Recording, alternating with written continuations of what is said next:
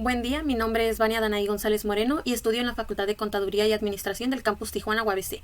El día de hoy les voy a hablar sobre la ética de la ciencia de datos. ¿Qué tipos de datos existen?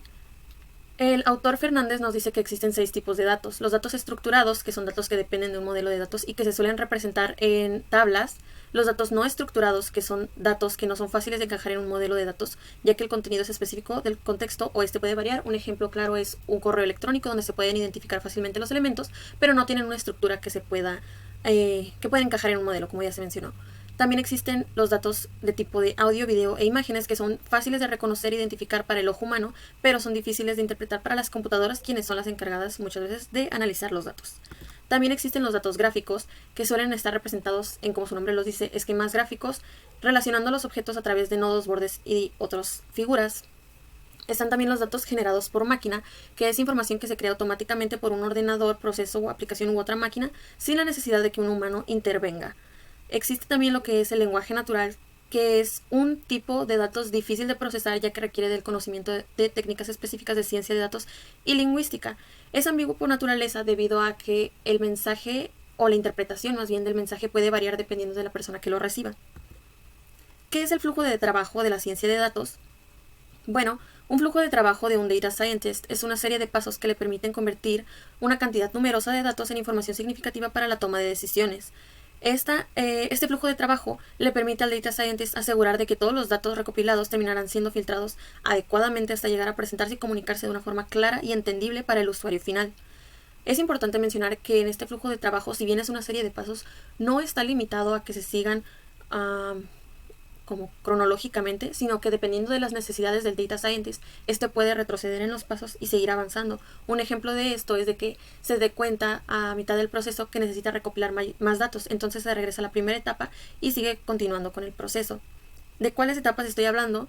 Bueno, Bantu Group nos dice que existen 6 etapas de la ciencia de datos. Estas son primeramente la recopilación de datos, en donde es necesario que las fuentes sean de calidad y de confianza, ya que de aquí parte todo el inicio del procesamiento de datos. La segunda etapa es la preparación de datos, donde se organizan dichos datos y se detectan errores, de modo que se filtre la información, eliminando o descartando la que no sea necesaria al momento de trabajar. La tercera etapa es la introducción de los datos, enviándolos a sus destinos correspondientes y traduciéndolos a un lenguaje entendible y fácil de visualizar. La cuarta etapa es el procesamiento de datos, donde los datos vuelven a ser preparados, pero esta vez son optimizados para su uso final a través de algoritmos por medio de una técnica de programación denominada Machine Learning, como ya lo habíamos tratado en sesiones anteriores. La quinta etapa es la interpretación de los datos, en donde se presentan los datos entendibles a través de diversos gráficos, como lo pueden ser gráficos de pastel, de barras o tablas, incluso esquemas, logrando optimizar los proyectos y operar con mayor facilidad, rapidez y eficacia. Esto pues ya la información es entendible y las personas pueden tomar decisiones en base a ellos.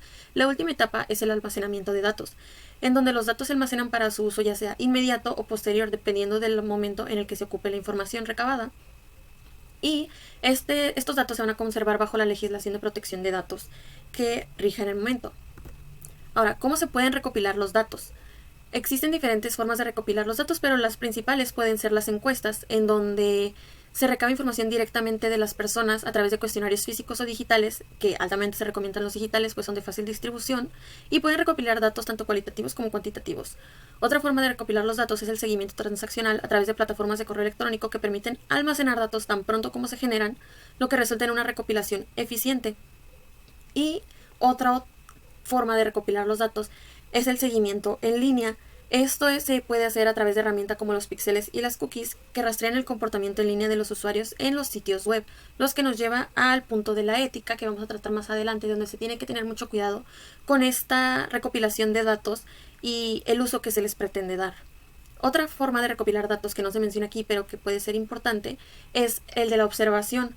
No se menciona aquí porque es difícil manejar datos que se obtengan a través de la observación y pues no está directamente relacionado con lo que son las computadoras o las máquinas.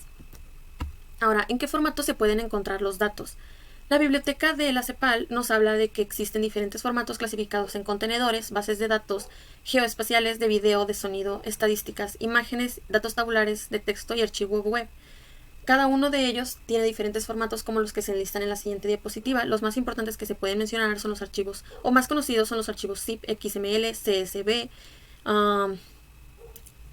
WAV, DTA, SAP, PDF, GIF, de texto, XML y HTML. Entre las maneras de almacenar datos están el almacenamiento de archivos, que se basa en la jerarquía, el almacenamiento en bloque, que se utiliza para almacenar datos en bloque y separarlos en piezas, cada una con un identificador único, y el almacenamiento de objetos, en donde se resulta muy útil ya que permite manejar grandes volúmenes de datos que no cuenten con una estructura. Ahora sí, llegando a la parte de los aspectos éticos a considerar al momento de almacenar los datos, se tiene que tomar en cuenta la transparencia que la empresa está dispuesta a ofrecer a su público con respecto al manejo de sus datos. Es importante la transparencia ya que a través de ella los usuarios pueden considerar si confiar o no en la entidad y pues esto mejora la reputación de la empresa así mismo como la relación con su público meta.